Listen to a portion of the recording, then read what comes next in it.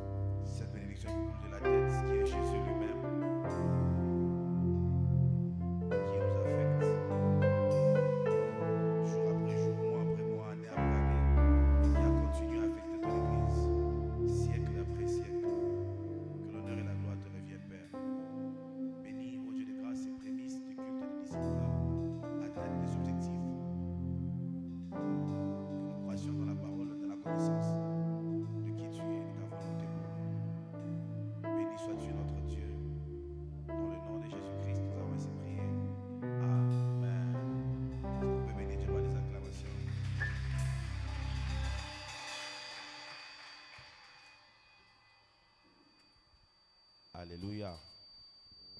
Alléluia. Alléluia. Alléluia. Alors j'espère que nous sommes en train de comprendre que notre équipe technique aussi est en train de s'adapter à tous les nouveaux changements que nous avons dans l'église. Amen. Gloire au Seigneur. J'aimerais que nous puissions bénir Dieu par des acclamations pour ces équipements que nous voyons au milieu de nous. Alléluia. Nous sommes infiniment reconnaissants au Seigneur d'avoir rendu cela possible une fois annoncé et puis que nous ayons ce que nous avons comme instrument. Et nous annonçons encore que, je crois que je l'ai déjà dit, la même personne qui a pris cet engagement pour nous bénir avec ces instruments a encore pris un autre engagement presque proportionnel pour équiper aussi notre média avec des outils qui nous permettront d'avoir une bonne audio, une bonne vidéo et que toute la gloire revienne à notre Seigneur Jésus-Christ. Alléluia. Et que le Seigneur, notre Dieu, le bénisse là où il est. Est-ce qu'on peut prendre une minute aujourd'hui? On prendra encore quelques minutes les dimanches pour bénir ces gens d'initiative, ces personnes qui pensent à nous et à ce qui s'est fait ici. Que le Seigneur mette sa main sur ses affaires et qu'il vive des choses extraordinaires. Que toutes les âmes qui seront bénies, les vies édifiées, qu'il ait sa part et qu'il soit visité de notre Dieu. Élevons nos voix et prions dans le nom de Jésus-Christ. Prions.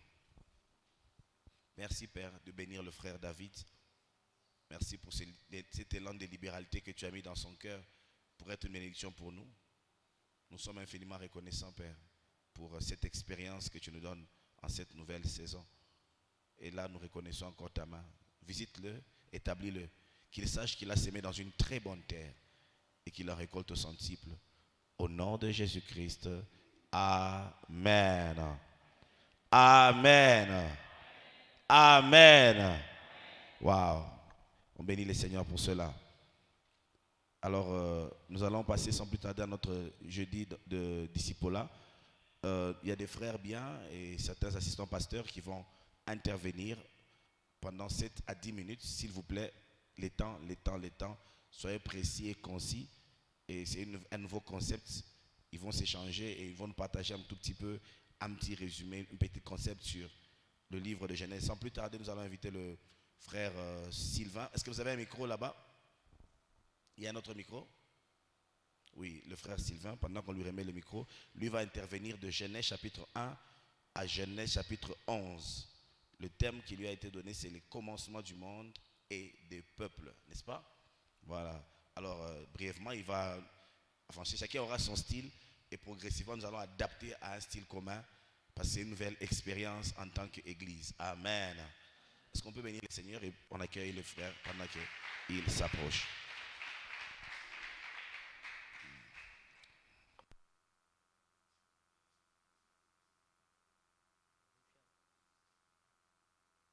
Bonsoir à tous. Ok. Tout le monde a sa Bible, j'espère.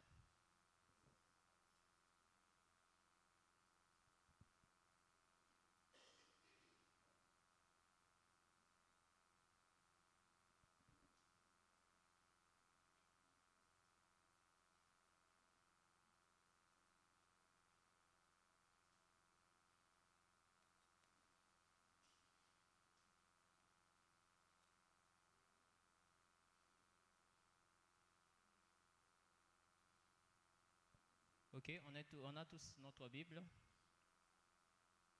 Je pense qu'on a tous déjà lu le livre de Genèse. Pour être aussi bref et aussi précis, j'aimerais juste nous partager le livre de Genèse dans l'introduction juste pour nous faire juste comprendre qu'est-ce que le livre de Genèse nous parle.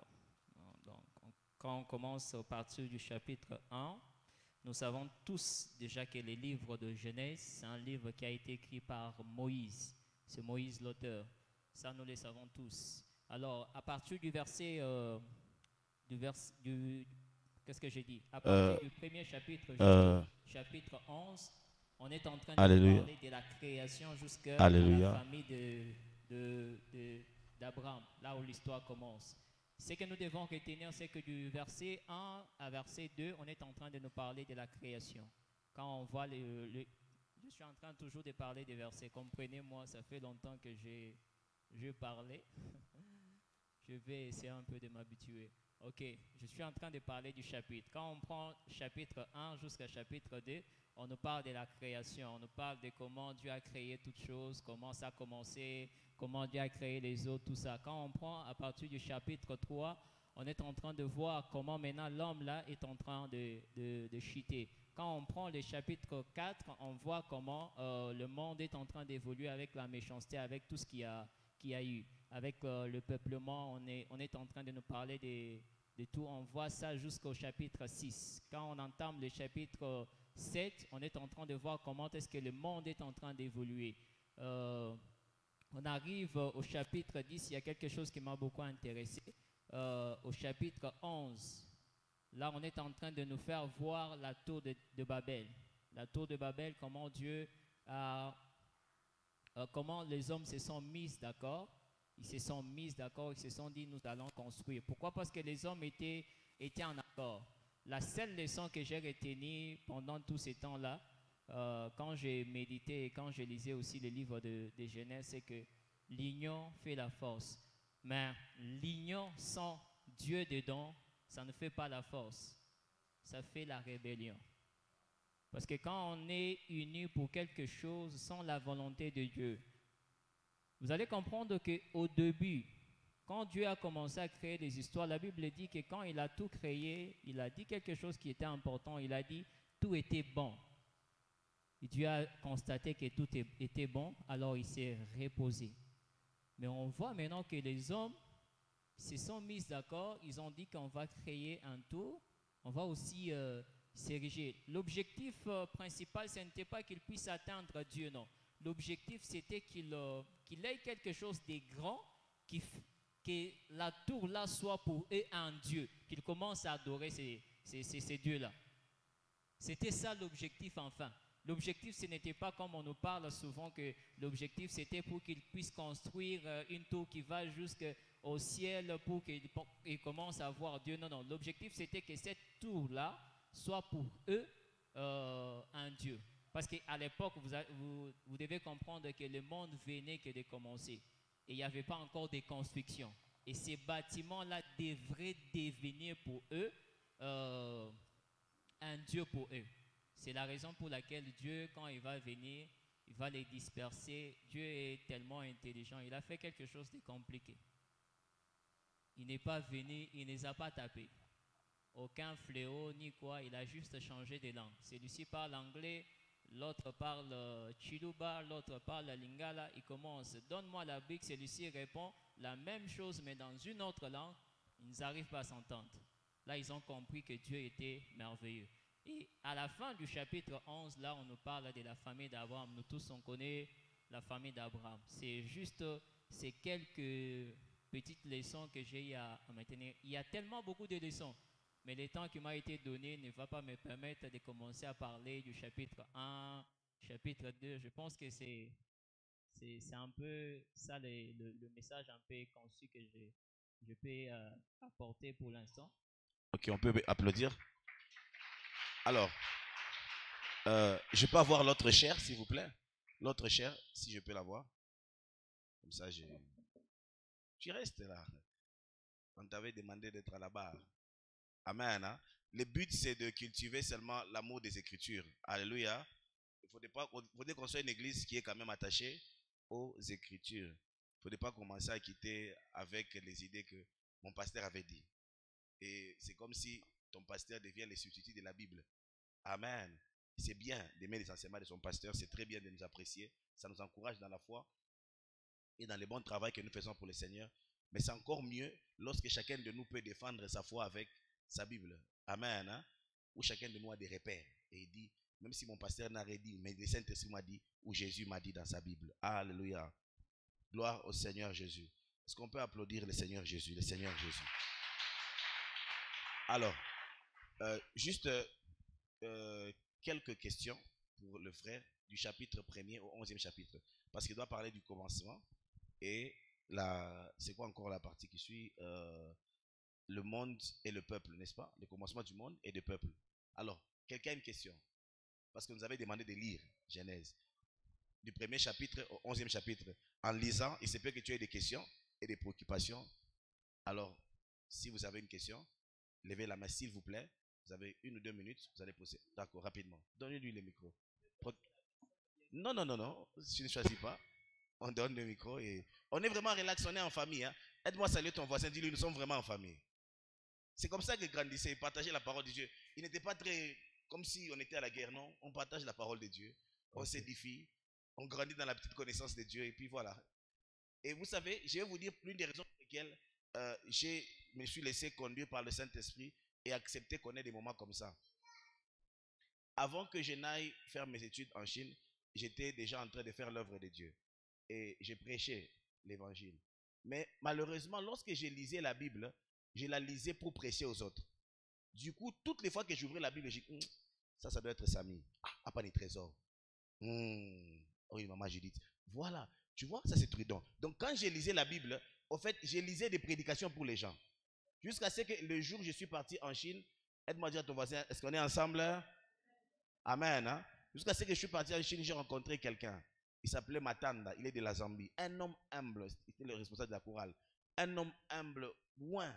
Et un jour, on marchait avec lui, il m'a dit une chose qui a changé toute ma vie. Il m'a dit, frère Eliel, la Bible, on ne la lit pas pour les autres. On la lit d'abord pour soi. C'est de ce qui déborde dans notre édification personnelle qui bénira les autres. Ces jours-là, j'ai compris que, en fait, je disais beaucoup de bonnes choses, mais ma vie ne se transformait jamais. Amen. Hein? Alors, aide-moi à dire à ton voisin, la Bible, on la lit d'abord pour soi. Ça nous arrive, nous tous, on a la Bible. Il n'a pas chaque fois, oui, ni Sylvain. Oui, vraiment, ni Molokwang, oui, ni Boanangu. Oui. Mais, Dieu n'a pas. Amen. Hein? Or, Dieu n'a pas écrit ça d'abord pour lui. Dieu a écrit ça d'abord pour toi. Et si Dieu veut lui passer un message, il a aussi sa Bible. Et il se verra aussi dans sa Bible. Est-ce que quelqu'un est avec moi? Allez, rapidement, frère. Juste rapidement. Alors, merci beaucoup pour la parole. Alors, ma question se base sur le chapitre 3. Ok. Alors, chapitre 3, qui ont leur Bible, on peut voir la main de ceux qui ont leur Bible. Levez la main ceux qui ont leur Bible. Levez bien, s'il vous plaît. Ceux qui n'ont pas de Bible, vendez vos téléphones et vos chaussures. Achetez-vous une Bible. J'entends un bon amen. Hein? Voilà. Ok. Lorsque le serpent est apparu à la femme, alors j'aimerais savoir, lorsque la femme a mangé l'arbre, la question est sur le verset 6.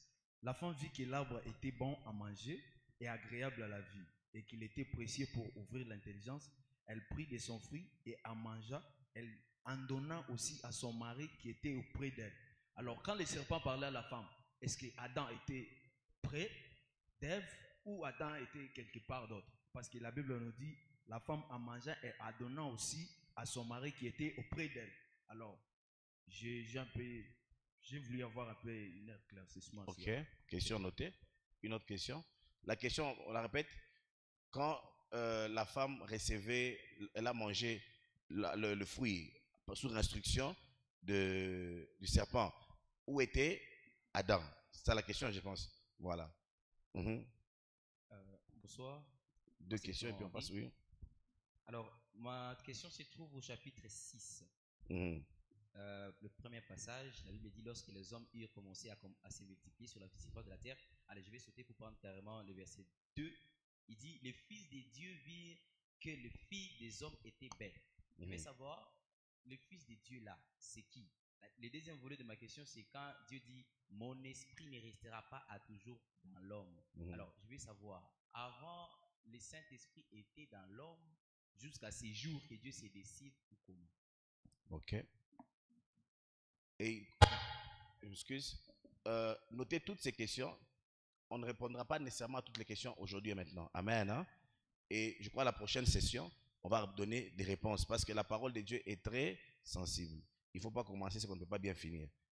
Amen. Hein? Parce qu'on est ensemble, non? Parce qu'il ne faut pas dire aux gens des choses et puis par après, ils ne comprennent pas bien et ils racontent des choses. Il faut donner le temps à ceux qui ont préparé de relire. Et nous tous, on va s'impliquer. Moi-même, je crois que la session prochaine, il y aura réponse aux questions. Amen, amen. Je crois qu'on a quelqu'un qui nous écrit toutes ces questions. On peut avoir un rapporteur, non? Des questions pour nous permettre de répondre à toutes ces questions-là.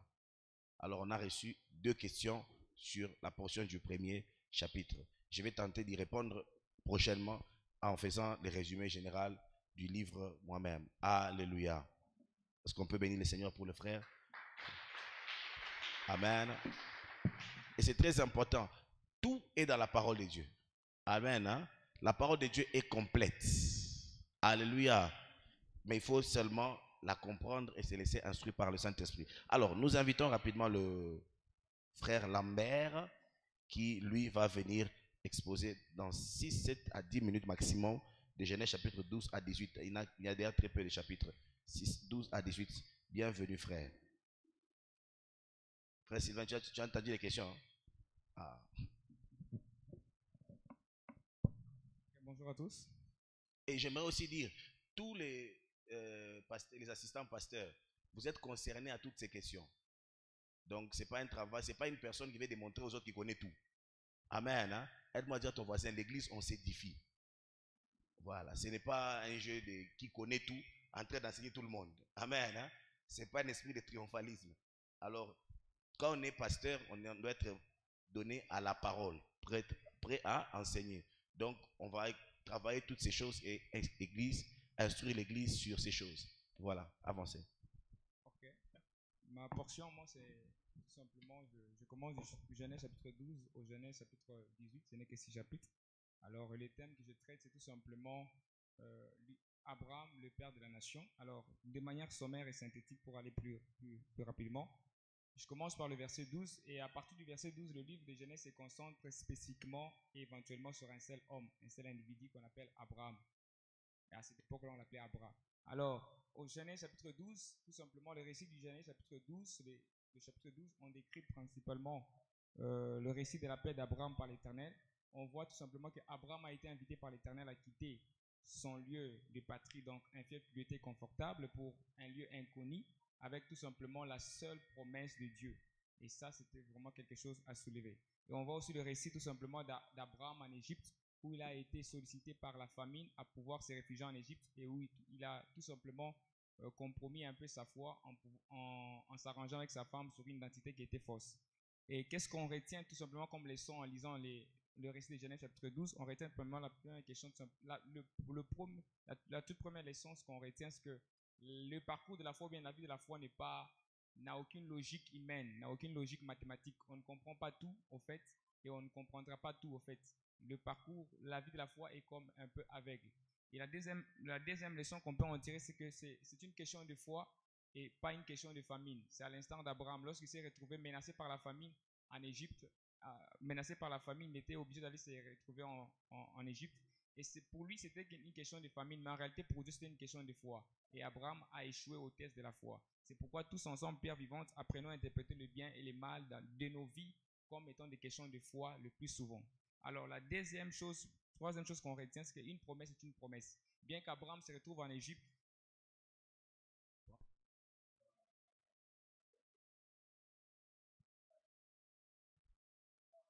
pas en train de courir derrière ces mal-états. Si on n'arrive pas à épuiser aujourd'hui, on peut continuer. Amen. Hein? Merci. Donc, toutes ces bonnes choses-là vont avec nous lentement. Alors, je disais, la deuxième leçon, la première leçon qu'on a retenue, c'est que c'est une question de foi et non une question de famine. Le plus, Abraham pensait que tout simplement, pensait qu'aller en Égypte, pour lui, c'était une question de foi, mais pour lui, c'était une question pour Abraham, c'était une question de foi, mais pour lui, c'était une question de famine. Et une question de foi. Voilà pourquoi tous ensemble, dans nos vies, il y a des circonstances, nous serons confrontés à des réalités. Or, le seul enjeu qui se joue, c'est tout simplement la foi. Or, c'est comme ça que la Bible déclare, en réalité, le plus bon combat que nous menons, notre victoire, ce n'est que la foi. Alors, la troisième leçon qu'on apprend, c'est que c'était une promesse. Une promesse reste une promesse. Bien qu'Abraham déporté en Égypte, dans des circonstances et des situations un peu négatives, la promesse de Dieu est restée telle qu'elle était, comme Hébreu le dit, la promesse existe toujours. Elle était là et Dieu a se souvenu de sa promesse. Et on comprend aussi par là que cette promesse a duré, il s'est situé tout simplement. Pourquoi? Parce que, Dieu il ne ment pas, Dieu ne ment pas. Et deuxièmement, on comprend que rien n'est impossible à Dieu. Et troisièmement, on comprend que la promesse de Dieu ne dépend pas d'un homme. Ça dépend tout simplement de Dieu et de Dieu seul. Et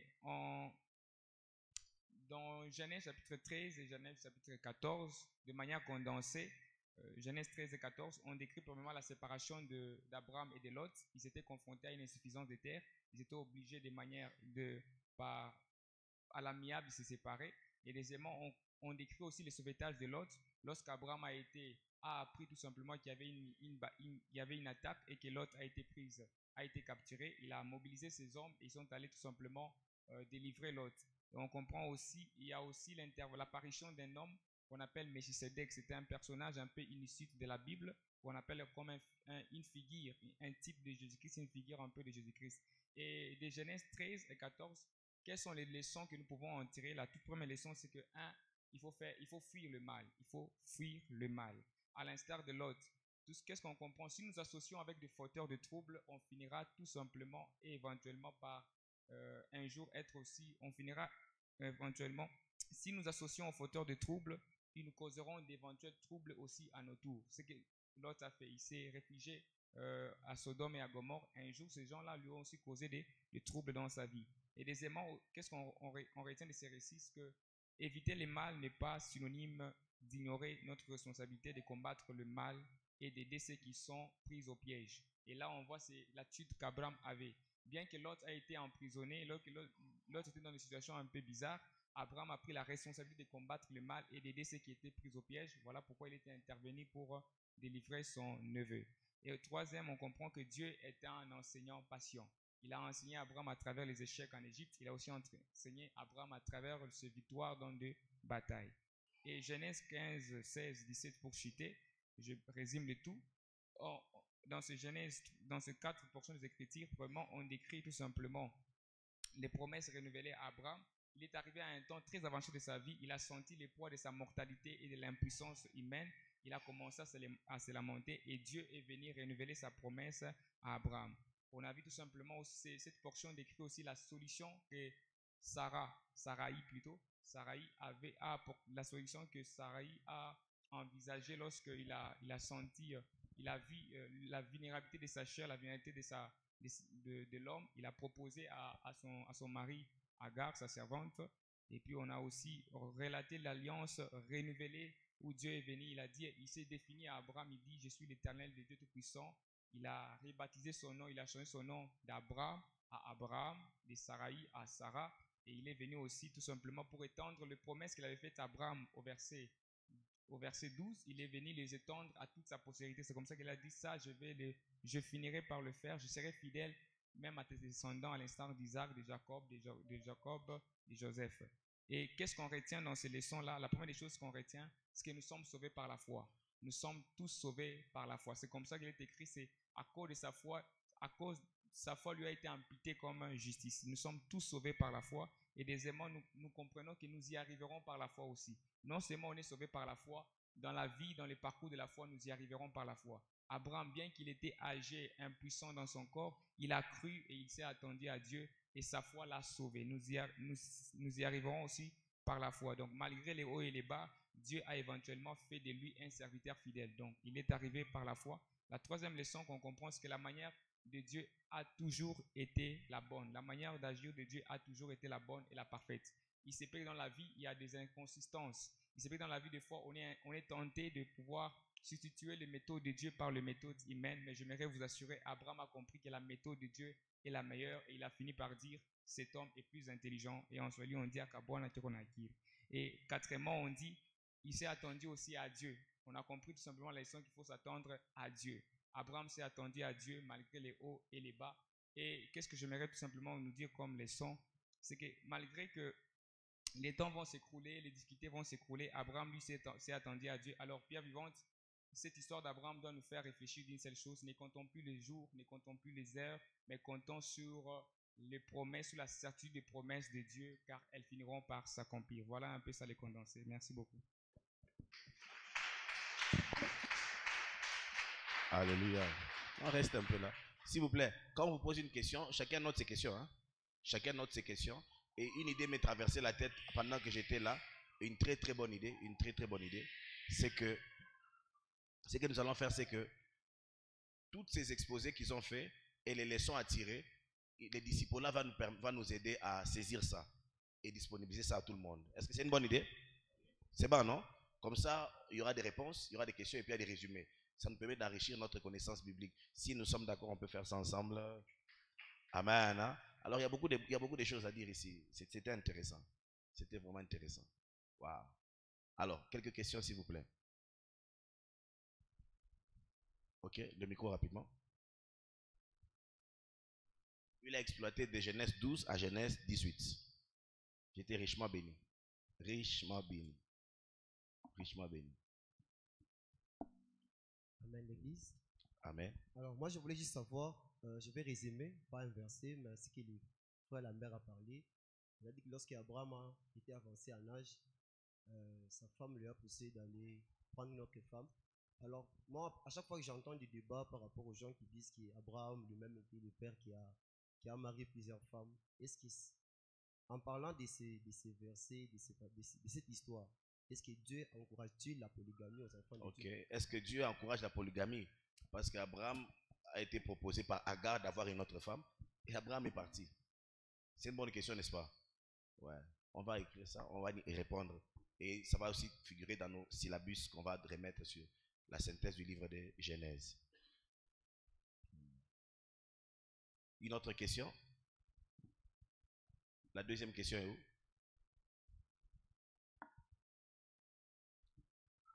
Quelqu'un a une autre question?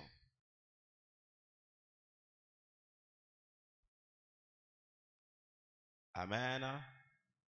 Quelqu'un a une autre question sur le livre de Genèse, du 12e au 18e verset? Pendant que tu méditais, on s'était dit que tu pouvais écrire quelque chose et dire que j'ai une question à te poser. Alors, s'il n'y a personne qui a une question, on va bénir le Seigneur par des acclamations pendant que le frère rentre. Et nous invitons l'AP Trésor, l'assistant pasteur Trésor. Habituez-vous, on va commencer à appeler AP ou assistant pasteur. Donc, habituez-vous comme ça. Il va nous parler de Genèse 19 à Genèse 26. Abraham et Isaac, l'enfant de la promesse. Le micro est là.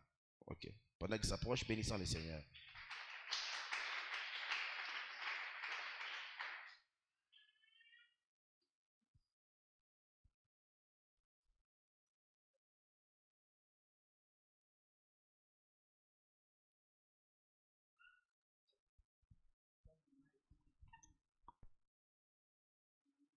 Sur Genèse chapitre 18 jusqu'au chapitre 22, 26, et avec le thème Abraham, Isaac et l'enfant de la promesse. Alors, en partant par le chapitre 18, il y a quelque chose que le Saint-Esprit m'a montré et j'ai été totalement béni. Dans le chapitre 18, il y a deux choses que j'ai compris d'après la lecture et c'est surtout par l'aide du Saint-Esprit. J'ai compris la première des choses, c'est que Abraham nous enseigne comment obtenir la bénédiction ou comment vivre les promesses de Dieu dans sa vie. La première des choses, c'est par l'hospitalité. Par l'hospitalité, Abraham nous enseigne comment prendre ce que Dieu avait déclaré d'avance et les manifester aux yeux des hommes. On nous parle de 3 serviteurs de Dieu qui faisaient un voyage et ces serviteurs passaient devant la maison d'Abraham. Et Abraham a exercé ses dons de l'hospitalité.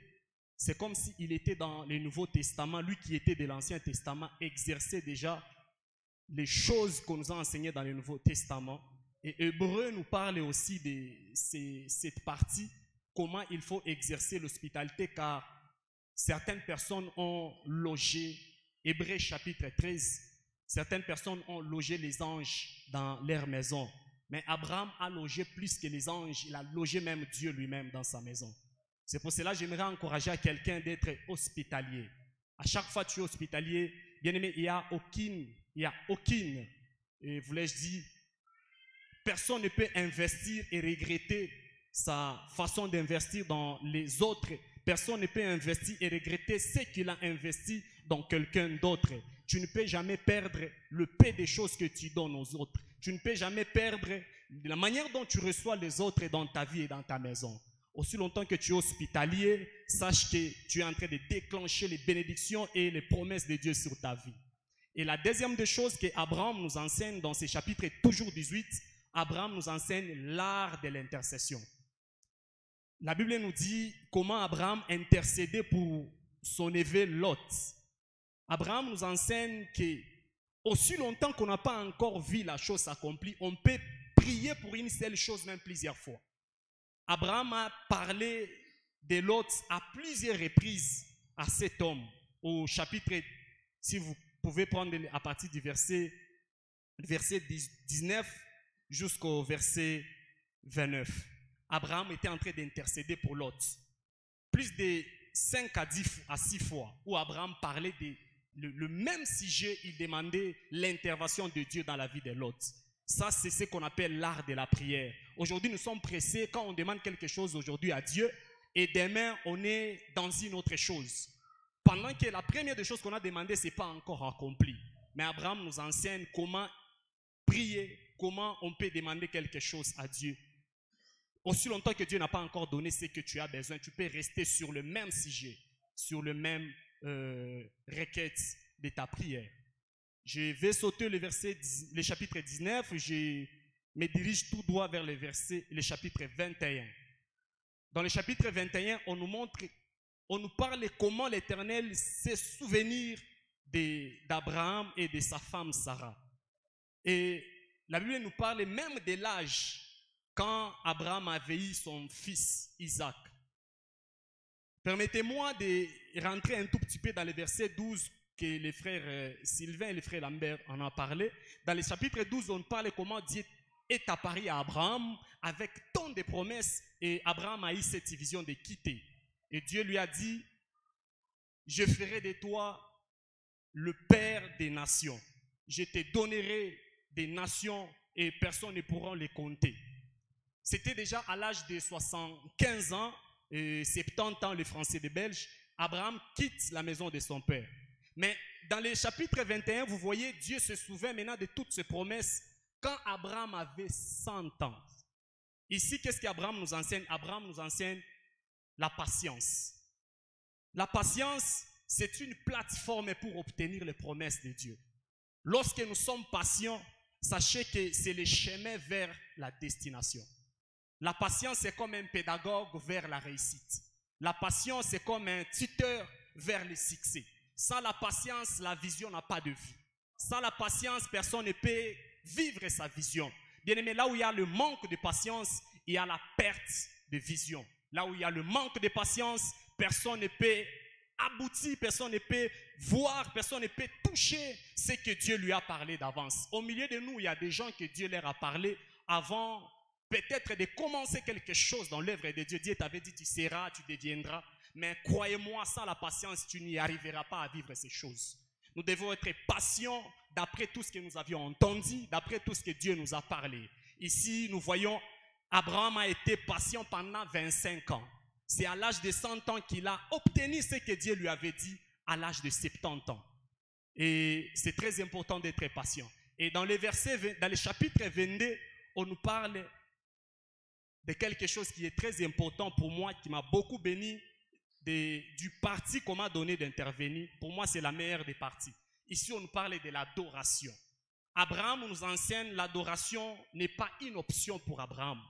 L'adoration, c'est la priorité pour Abraham. La Bible dit, Dieu, après avoir donné à Abraham, après avoir se souvenir d'Abraham, il lui a donné Isaac. Abraham a longtemps souffert dans la stérilité avec sa femme. Il n'avait pas d'enfant, des promesses bien sûr. Quand même Ismaël était là, mais le fils de la promesse, l'avenir d'Abraham, c'était Isaac. Abraham n'avait pas d'avenir, il n'avait que la vision. Et lorsqu'il a eu l'avenir, Dieu est venu encore lui demander cet avenir qui est Isaac, dans le chapitre 22. Et la Bible nous dit, quand Dieu a demandé Isaac, les versets 2, Dieu dit, prends ton fils, ton unique, celui que tu aimes, Isaac, va-t'en au pays de Moridja et là, offre-le en holocauste sur l'une des montagnes que je te dirai. La Bible dit dans le verset 3, Abraham s'éleva de bon matin et c'est là son âne est pris avec lui des serviteurs. Permettez-moi de vous parler un peu à ce qui concerne le bon matin. Quand on parle du bon matin, c'est-à-dire c'est entre la nuit et le jour, pendant l'aurore, c'est-à-dire c'est au début de la journée. Le bon matin, c'est-à-dire c'est le commencement d'un jour. Pour Abraham, l'adoration, comme je le disais tout à l'heure, c'est une priorité. Abraham pouvait d'abord commencer par l'adoration avant de faire toutes choses. Mais vous devez savoir aussi une chose qui est très importante. Pour toute la première fois qu'on parle de l'adoration dans la Bible, ce n'était pas dans n'importe quelle circonstance, c'était dans l'épreuve. Abraham est en train de parler de l'adoration dans un moment difficile, de l'épreuve. Bien aimé, l'adoration ne dépend pas des temps et des circonstances. Quand il s'agit d'adorer Dieu, même l'épreuve ne nous dit rien du tout. Abraham, pendant que Dieu lui dit « offre-moi », ce n'était pas facile pour lui. C'était l'unique fils qu'il avait. Et ce qui est bizarre, même les serviteurs ne savaient pas qu'Abraham était dans l'épreuve. Même sa femme, même Isaac non plus. Il n'y a que lui seul qui savait. Et pendant qu'il était en train de partir avec le fils, les autres étaient contents, mais lui, il était dans l'épreuve. Et en tout, il nous enseigne quoi? Abraham n'appelle pas ces moments l'épreuve, mais il appelle ça une adoration. Il dit à ses serviteurs, vous restez ici. Moi et le fils, nous irons adorer Dieu là-bas.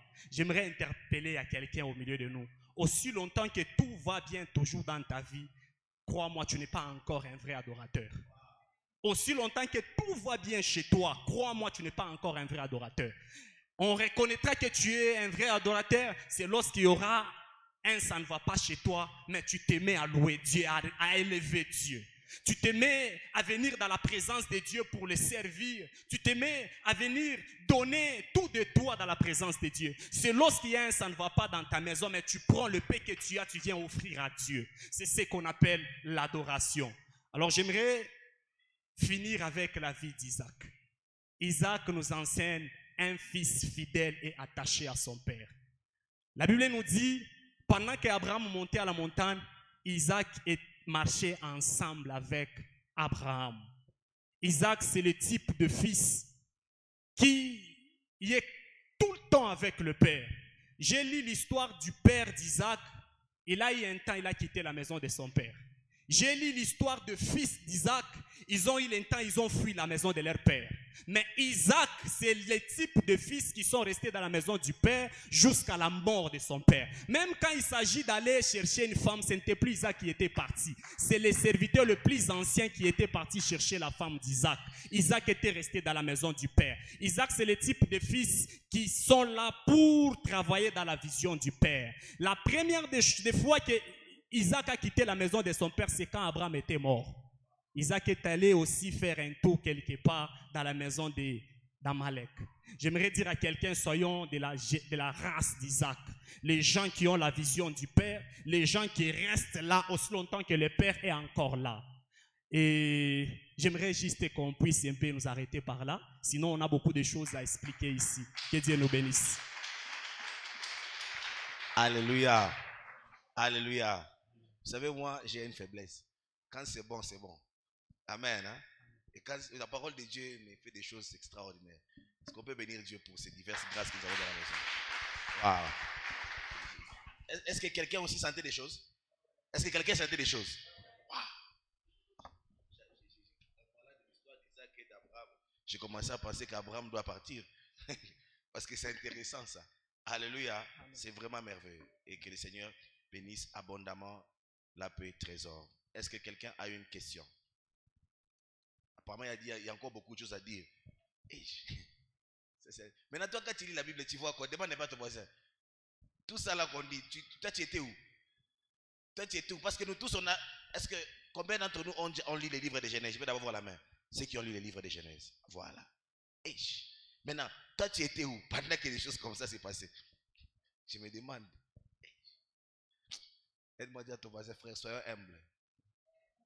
Donc dis-lui bien, regarde-le très bien, dis-lui frère, soyons humbles. Tu sais, il y a des choses que mon fils vient de dire, je me demande, oh, il a vu ça comment? Amen. Hein? Il a vu ça comment? Et c'est la beauté du Saint-Esprit. Et c'est la beauté de la marche chrétienne. Et il faut se laisser édifier. Oh yes. Oh yes. Quelqu'un a une question s'il vous plaît? Et qu'on soit béni. Ok, la sœur est là. Frère, toi tu vas poser une question. Attends d'abord que la sœur pose. Et on fera le fort par la grâce de Dieu d'ici pour là. Organisez-vous de restituer toutes ces conclusions, toutes ces préparations, les questions et les réponses qu'on va disponibiliser aux gens pour que l'église nous puissions grandir dans la parole de Dieu. Écoutez, ce que vous ne comprenez pas, c'est qu'on ne prêche pas de nouvelles choses. Hein. La Bible, c'est un vieux livre. On reprêche bien ce qui a été prêché longtemps sous l'onction du Saint-Esprit. Et ça transforme. Ce qui tue les gens aujourd'hui, c'est qu'on veut créer des choses qui ne sont pas dans la Bible. Amen. Hein? On veut innover. La Bible ne s'innove pas. Elle s'enseigne. Elle se vit et c'est tout. La question, ma soeur Chimène. Shalom Église. Moi, je suis au verset 19 où on parle de l'histoire de Lot. Au chapitre 19. Chapitre 19, merci. Voilà, où on parle de l'histoire de Lot. Je suis au verset 23. La Bible dit « Le soleil s'est levé sur la terre lorsque Lot entra dans Tsoar. » Lot avait demandé au destructeur de lui faire grâce qu'il entre dans Tsoar, lui et sa famille. Alors qu'il était déjà dans Tsoar, tel que la Bible nous le dit dans le chapitre 10, dans les versets 23.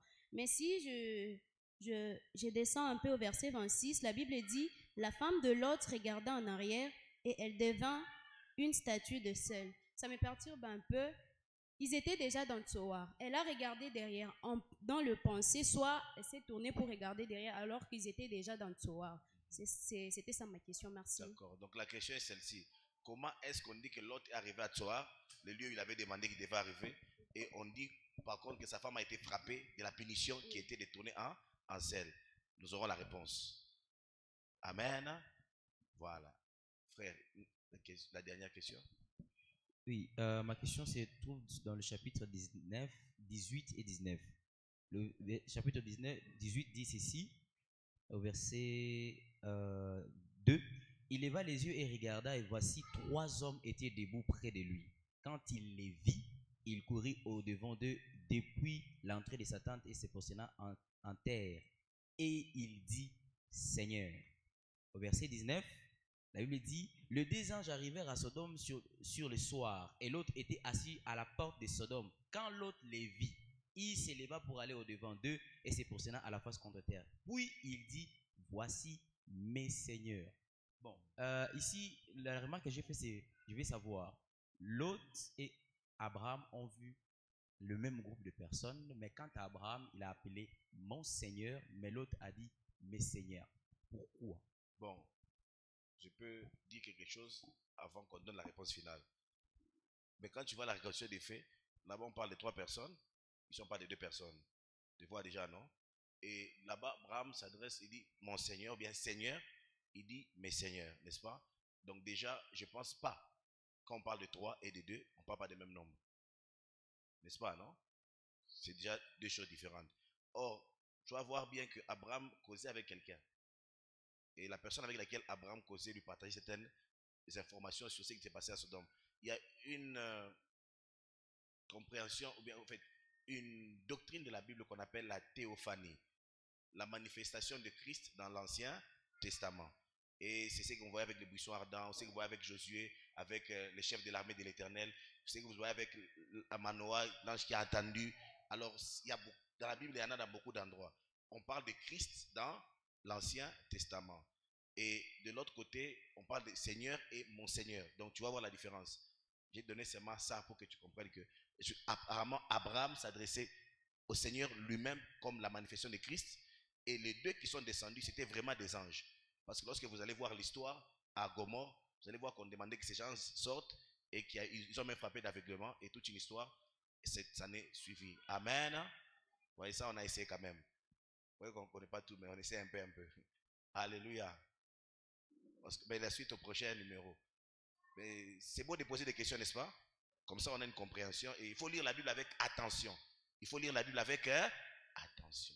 Verset, question, verset. Est-ce qu'on peut bénir le Seigneur pour la paix trésor? Excellente intervention. Quelle bénédiction. Quelle bénédiction.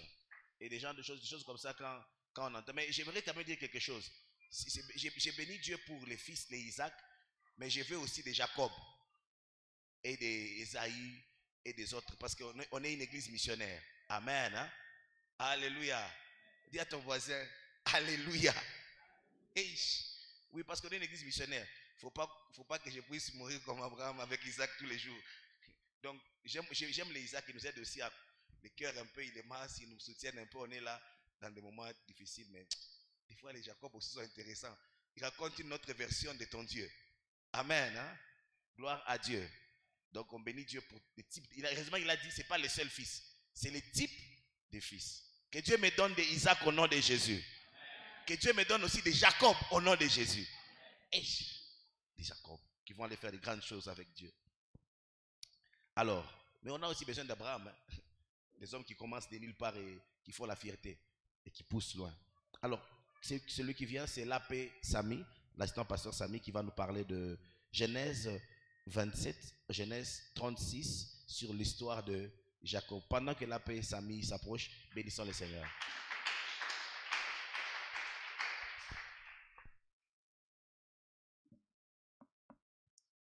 Shalom Église, nous bénissons Dieu pour ce temps. Alors, la portion qui m'a été donnée, c'était de vous parler de la vie de Jacob. Et déjà, vous allez comprendre que à partir du verset 27, c'est là que même les bonnes histoires déjà commencent avec Isaac qui était en train de bénir Jacob. Et dans le verset 29, on est en train de voir un homme béni qui est en train de fuir les pays dans lesquels il a été béni, qui est Jacob. Dans le verset 30, on est en train de voir Jacob arriver chez Laban, son oncle, où il a été travaillé, il a travaillé durement pour obtenir des choses. Et bien, la conséquence de chez Laban, Laban a été béni par cet homme de Jacob. Dans le verset 31, on voit le départ de Jacob chez Laban. Il quitte chez Laban pour retourner dans le pays de Bethel, où l'Éternel lui-même lui avait demandé de retourner cette fois-ci. Le verset 32, on nous parle de la peur que Jacob a eue lorsqu'il devrait rencontrer son frère, parce qu'il s'est souvenu que je l'ai dribblé pour la bénédiction. Je me demande comment ça sera lorsque je vais les rencontrer. Et il avait peur. D'ailleurs, dans ce verset, vous allez voir qu'il y a même des points très, très, très marquants. Lorsque Jacob se décide de chercher Dieu et de les rencontrer jusqu'à l'aurore, il s'est dit, je ne te laisserai pas. Un homme béni qui demande encore la bénédiction. Un point que j'aimerais bien préciser, c'est que la bénédiction n'a pas une dimension où on se dit, voilà, je suis béni ici et puis c'est fini. Non, non, non, non. On peut être béni aujourd'hui et demain encore être béni. C'est pourquoi moi j'ai toujours dit même à certains de mes frères que moi je ne néglige jamais les mots « sois béni ». Même si on me dit ça 7 fois, 100 fois, je prends ça avec beaucoup de considération. Ne nous fatiguons pas d'être bénis. Amen. Et vous allez voir que dans le verset 33, il y a un retrouvaille, entre Jacob et son frère Ésaü, et c'était une grande joie. En fait, Jacob ne s'attendait pas qu'il puisse se rencontrer avec son frère en paix. Et il était étonné. Il était vraiment, vraiment étonné. Et son frère a oublié tout ce que Jacob l'avait fait lorsqu'il a loupé la bénédiction. C'est encore une petite autre leçon, c'est que pour certaines personnes qui n'aiment pas pardonner, certains d'entre nous qui n'aimons pas pardonner, en tout cas, apprenons, qu'Ésaü nous apprenne quelque chose. Toute ta bénédiction a été volée et tu rencontres cette personne et tu l'accueilles, tu l'embrasses. Amen. Alors, apprenons le pardon pour notre prochain. Peu importe l'erreur qu'il a eu à faire, on doit apprendre à pardonner. Dans le verset 34, on va voir Jacob qui s'établit à Bethel, mais aussi il y a un conflit de viol entre la fille de Jacob qui est Dina et Sichem, le prince d'un... pardon? Oui. Donc il y a eu un conflit de vol. Et je crois que pour ceux qui ont lu, vous allez voir comment est-ce que ça a engendré beaucoup de gens qui ont été sacrifiés, tués par les frères de Dina. Pourquoi? Tout simplement parce qu'ils ont vu leur sœur être dévalorisée. Et dans le verset 35, on voit une installation totale et sa famille, la famille de Jacob et tout ce qui lui appartenait s'installait maintenant à Bethel. Dans le verset 36, on nous parle de la famille d'Ésaü et dans le verset 37, on nous parle de la famille de Jacob. Comment est-ce que Dieu a béni Jacob, la généalogie de Jacob. Alors, si on doit comprendre quelque chose sur Jacob, c'est que Jacob, c'est un type de personne qui manifeste ce que Dieu a longtemps promis. Dieu promettait tellement une grande famille, mais autour d'Abraham, Abraham n'a pas vu grand-chose comme il le voyait dans son esprit de manière manifeste. C'est-à-dire, il avait cette promesse, mais il n'a pas vu la nation qui s'attendait. Il n'a pas vu même une assez grande famille naître d'Abraham. Et même le tour d'Isaac aussi, c'était la même chose. Isaac vient, il ne laisse que 2 fils, et puis c'est fini. Mais quant à Jacob, imaginez, Jacob a vu même les fils du cadet de Benjamin, c'est-à-dire il a vu la famille s'étendre. Et même dans le verset, quand ils sont partis en Égypte, on a même compté certaines personnes qui étaient parties avec Jacob. Ils étaient plus de 100 et quelques personnes. Donc c'était déjà une très grande famille. Et je prie pour quelqu'un que le Seigneur te fasse grâce et que tu vois les choses qu'on a longtemps promis à ta famille, à tes parents, même à notre papa, que nous puissions les vivre. Amen. Ça, c'est une catégorie de Jacob. Première leçon que j'ai eu à retenir dans la vie de Jacob, c'est que Dieu fait grâce à qui il veut, mais aussi il choisit n'importe qui. En fait, le choix de Dieu ne tombe pas sur une personne à cause de ses habilités ou de ses capacités. Le choix de Dieu ne dépend pas d'une race ou d'une taille quelconque ou de la masse d'une personne. Jacob a été choisi avant même qu'il ne soit né. Parce que Dieu a parlé à sa mère que voilà, le plus petit va dominer le plus grand. Et c'était déjà le choix de Dieu. J'aimerais dire à une personne ici, peut-être que toi tu te négliges, mais dans le choix de Dieu, tu as une telle valeur. Tu as une telle valeur. Dans le choix de Dieu, il y a ce qu'on appelle la grâce. Dieu ne nous choisit pas proportionnellement à ce que nous connaissons ou à nos diplômes. Non, non, non, non. Ce n'est pas ça qui intéresse Dieu. C'est tout simplement ce que Dieu a eu un penchant pour toi et pour moi et il nous a choisis. Et ça s'appelle la grâce. On ne peut pas diviser ou bien diviser la grâce de Dieu et son choix. Quand Dieu t'a choisi, quand Dieu m'a choisi, c'est tout simplement à cause de sa grâce. Et comme la Bible le déclare, qu'il fait grâce à qui il veut. J'aimerais te dire, si tu peux le dire à ton voisin, tu es vraiment le choix de Dieu, ne te néglige pas. Et voilà. Deuxième des choses que j'ai retenues dans la vie de Jacob, c'est que la bénédiction de Dieu ne se manipule pas. La bénédiction de Dieu ne se manipule pas. Jacob a eu à manipuler la bénédiction de Dieu en trompant son frère. Peut-être que Dieu n'avait pas prévu de les bénir comme il a béni comme ça. Et vous allez voir que quand vous manipulez la bénédiction de Dieu, ce qui suit, ça sera une grande souffrance. La Bible déclare que c'est la bénédiction de l'Éternel qui enrichit et qui ne fait suivre d'aucun chagrin. Mais si vous avez vraiment lu, vous allez voir que parmi les gens qui ont été bénis et qui ont souffert beaucoup, Jacob en fait partie. Pourquoi? Dieu l'a béni, mais avec beaucoup de chagrin. Parce qu'au préalable, Jacob avait manipulé la bénédiction. Dieu peut te bénir avec un travail. Mais dans ce travail, quand tu commences à voler, tu manipules la bénédiction. Et tu peux te faire beaucoup de chagrin. Laisse que la bénédiction de Dieu s'exprime au temps et au moment que lui-même a prévu. Ne précède pas la main de Dieu. Quand on précède la main de Dieu, c'est que ce qui suit là, ce n'est plus nous. Et vous allez voir que c'est grave. Lorsque je manipule la bénédiction de Dieu, je suis en train de vous dire la vérité. En regardant ces livres, j'apprenais ces choses et je me disais, Seigneur, pardonne-moi pour toutes les fois que j'ai eu à manipuler la bénédiction de Dieu. En fait, Dieu pouvait faire mieux que ce que tu vis aujourd'hui. Mais lorsque tu essaies de manipuler, et voilà. Mais le point qui suit, ça m'a beaucoup consolé. Lorsque tu te retrouves, lorsque je me suis retrouvé dans la catégorie des gens qui ont manipulé la bénédiction de Dieu, Dieu m'a appris une chose avec Jacob, c'est que Dieu reste fidèle. Peu importe la manipulation, peu importe ce que l'homme a fait ses détours pour avoir ce qu'il cherchait, mais Dieu n'a jamais changé de côté. Il est là stable et il s'appelle fidèle.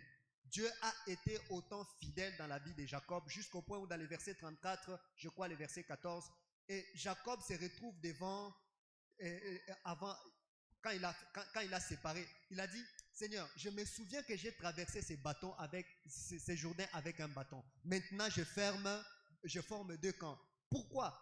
Parce que je ne saurais pas mesurer la fidélité de Dieu.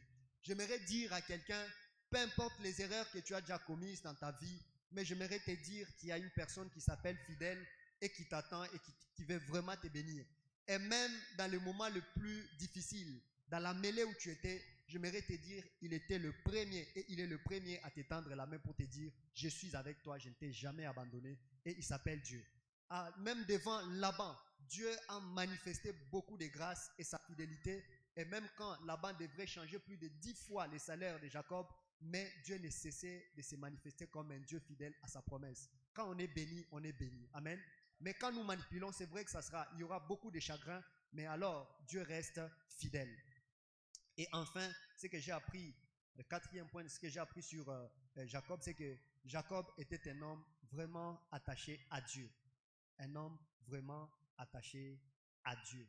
Et vous savez, ce qui va nourrir notre relation avec Dieu et expérimenter des bénédictions extraordinaires dans notre marche avec Dieu, c'est notre attachement avec Dieu.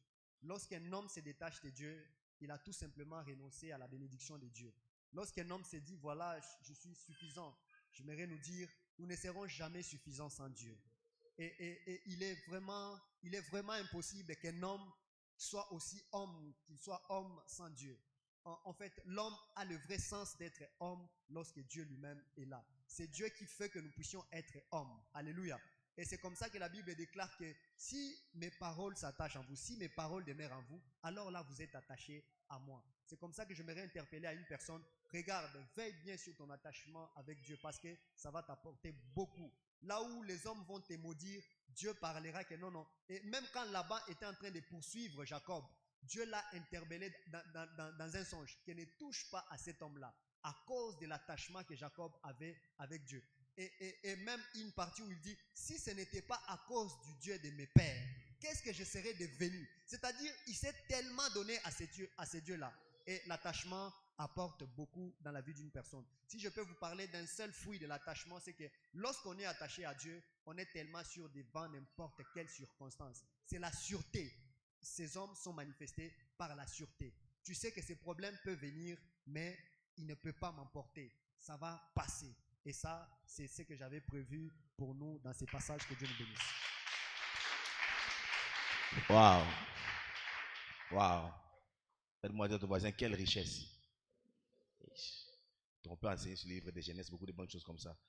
Quelqu'un a une question rapidement? Même ceux qui sont sur Internet, si vous avez des questions, balancez-les. L'équipe média va nous restituer et puis nous allons y répondre. S'il vous plaît, un micro de ses côtés.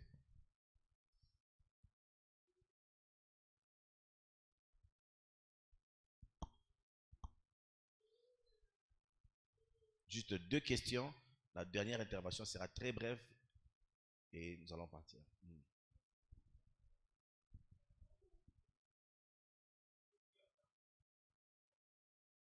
Le micro? Le micro ne répond pas. Allumez-le s'il vous plaît.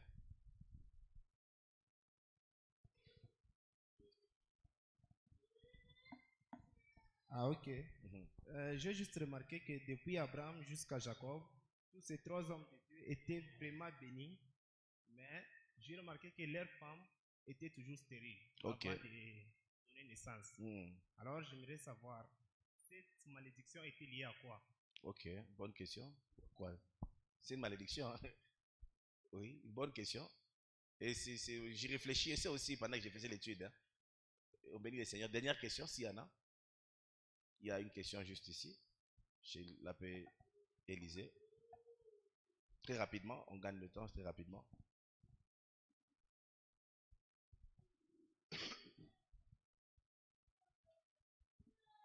Merci pour la parole. En fait, moi, j'aimerais juste savoir concernant la fille de Jacob qui s'appelait Dina. À chaque fois qu'on lit les tribus de Jacob, on ne parle pas des 13 tribus, mais on ne parle que de 2 seulement. Alors, pourquoi est-ce qu'on ne parle pas de Dina aussi comme étant fille de Jacob et l'associer à ces 12 tribus d'Israël? Ah, ok. C'est bon. Tu dis une troisième question? Ok, rapidement. Il a posé par rapport, Abraham avait pas seulement 12 enfants, il avait aussi une fille Dina. Pourquoi on ne l'associait pas? On a vu ça dans la coutume et géographie biblique parce que la culture juive considérait plus l'homme, donc le sexe masculin. C'est culturel. Mais Dieu, en Jésus-Christ, a dit ceci, je crois dans le livre de Galates, il n'y a ni homme, ni femme, ni juif, ni grec. Et Dieu ne fait plus exception de personne. Voilà pourquoi Jésus-Christ est mieux que la loi. Jésus-Christ est mieux que l'histoire d'Israël. Est-ce qu'on peut bénir Jésus pour cela? Et je crois que les sœurs peuvent faire les bikele. Est-ce qu'il y a des sœurs qui ont des cris de joie? Il y a des sœurs au milieu de nous. C'est à cause de Jésus que les sœurs et les frères, on sert ensemble. Et on vous donnait les tickets, les gens tombent, vous prêchez, les gens sont sauvés. C'est à cause de Jésus. Avant, la femme n'avait pas un mot à dire. La place de la femme, c'était vraiment à la cuisine. Ouais. C'était dans la Bible. Hein. Bon, ok. Ma question, c'est juste, ça va prendre un peu la... Rapidement, s'il vous plaît, parce que sinon le dernier intervenant risque de ne pas intervenir. Ça va prendre un peu la partie où l'abbé Tétor a parlé et l'abbé Sanusi a parlé. Juste savoir, Abraham a fait, quand il était en Égypte, il avait menti que Sarah était sa sœur. Oui. Jacob aussi, Isaac aussi, on voit la même chose histoire, tu vois, encore. Qui se répète. Alors, j'aimerais savoir, est-ce que peut-on parler des liens familiales à ce niveau-là? Wow, donc des malédictions générationnelles, des liens qui se suivent, parce que stérilité. Père menteur, fils menteur. Donc ça se ressemble un peu, vous voyez pas, non? Et toi aussi, je te pose une question. Regarde-toi un peu, regarde si tu es une fille, regarde un peu ta mère. On est ensemble, hein?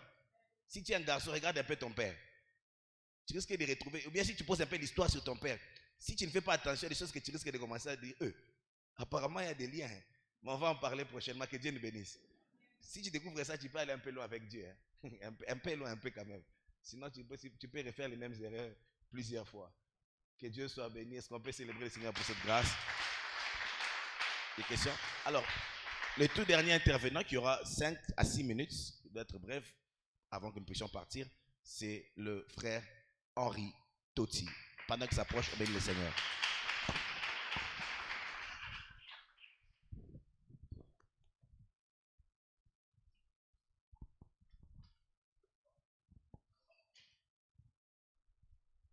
Alors, il m'a été donné de parler du chapitre 37 au chapitre 50, plus de 14 chapitres.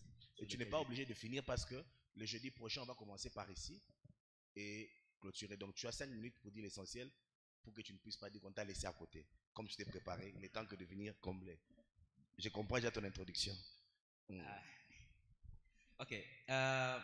Les auteurs du chapitre 37 sont le même personnage des chapitres suivants. On a parlé de Jacob, on a parlé de Joseph. Il m'a été donné justement le thème de parler sur Joseph. Alors, qui est Joseph? Il a vécu où? C'était comment? Et les leçons que nous devons tirer. J'ose croire que nous tous ici, dans la salle, nous avions lu les livres de Genèse. Alors, l'une des choses que j'ai remarqué, c'est qu'à partir du verset 37, vous avez tous entendu comme moi les exposés de tout le monde, on a parlé le plus de Jacob.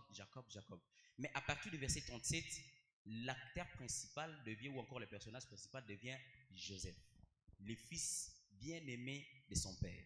Étant le fils de l'amour du père, comme d'ailleurs Jésus l'était aussi, de son vivant, dans la chair bien sûr, Jacob a été haï par ses frères. D'ailleurs, certains théologiens ou certains étudiants de la Bible, vous comme moi, nous savons que Joseph, on le lie à la typologie ou encore à la personne de Jésus. Il connaîtra l'humiliation, les souffrances, l'injustice, mais aussi la gloire au temps de Dieu. ici, pendant que j'étais en train de méditer, j'ai compris une chose. C'est que quand il y a les épreuves, Dieu prépare la gloire. Mais quand il y a la tentation, les diables préparent la chute. Amen. Et pendant que j'étais en train d'étudier la personne de Joseph, j'ai vu quelques qualités. La première des qualités que j'ai vues, c'est que Joseph avait une conscience délicate. Il ne supportait pas les mauvais propos de ses frères. Comme pour dire, quand on a la vision de Dieu, on ne supporte pas un mauvais entourage. Celui qui a l'appel de Dieu et qui est dans un mauvais entourage, il est en train de détruire la sémence que Dieu a placée en lui. Joseph plutôt, allais-je dire, est ce type de personne que nous devons tous être. Joseph, dès son enfance, il avait la vision des choses de Dieu et il ne supportait pas ce que Rubin, Siméon et les autres frères parlaient à propos de leur père. Amen.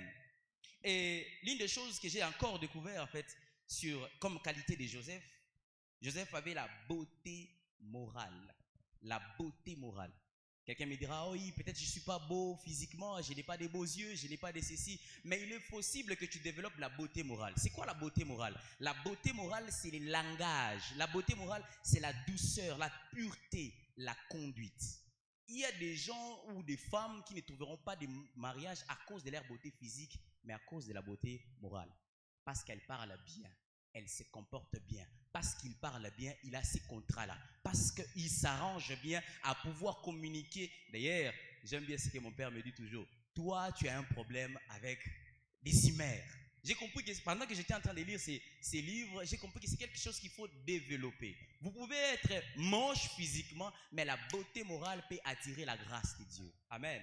Vous pouvez avoir des lacunes, des infirmes, gauche, droite, vous boitez ou quoi que ce soit. Mais tant que de l'intérieur, vous avez la beauté morale, vous êtes un Joseph qui annonce la gloire dans votre maison. Un Joseph qui annonce la gloire dans votre famille. Amen. Alors, au chapitre 38, il y a quelque chose que j'ai remarqué, c'est qu'il y a l'auteur Moïse qui était en train d'écrire le livre de Genèse. Il a fait une sorte de transition. Il coupe d'abord l'histoire de Joseph pour parler de quelqu'un qui s'appelle Juda. Là, ici, maintenant, il parle des péchés de Juda et aussi l'iniquité de l'Onam. Onam, d'ailleurs, si vous faites des recherches et tout, il y a un verbe ou encore un nom, un substantif, un nom qu'on appelle l'onanisme. Nous allons en parler tout à l'heure. Alors, ici, Juda est allé coucher avec sa belle-fille. Faute de quoi? Parce que Juda était en train de chercher à satisfaire certains besoins et cette jeune fille, cette belle fille a vu le besoin de Juda, s'est déguisée afin de tomber avec Juda. J'aimerais ici tirer une leçon. C'est qu'à chaque fois que le diable saura nos besoins, il formera une certaine réponse à ça pour nous avoir. Ne montrons pas nos besoins aux gens. Ne montrons pas nos besoins au diable que je suis dans cette nécessité ici. Il va former un emploi qui va te dérouter du chemin de Dieu. Il va former une femme qui peut te garer de la destinée. Et Juda est tombé dans ces pièges-là. Pourquoi? Parce que Juda ne savait pas garder les désirs de la chair. Amen. Les désirs de la chair. Quand nous ne savons pas garder les désirs de la chair, nous allons nous conduire d'une certaine manière à nous déraper du chemin de Dieu. Amen. Et ici, ce chapitre montre un peu quelque chose de trop obscur, comme une période où Joseph a disparu, on voit Joseph banni de la famille, on voit Juda qui se sépare de ses frères et se retire. Surtout, vous allez lire ça au verset 18 et 19. Juda s'est séparé de ses frères, il s'est retiré. Ici, j'ai beaucoup appris quelque chose qui s'est d'ailleurs passé avec moi-même. D'ailleurs, vous savez, des fois, le diable vous donnera des bonnes raisons de vous retirer avec les gens. Vous croirez que ce sont des bonnes raisons, mais c'est avec une très mauvaise mission ou un très mauvais objectif pour vous faire égarer du plan de Dieu. Juda s'est retiré lui-même, il est allé lier l'amitié avec Hira. Hira, c'était une personne qui vivait dans la caverne d'Adoulam. Et dans cette contrée-là, ce peuple était déjà un peuple maudit, un peuple que Dieu avait mis de côté. Quand un enfant de Dieu lit des amitiés avec des gens qui n'ont aucune alliance avec Dieu, ce qui va suivre, c'est sa chute. Amen.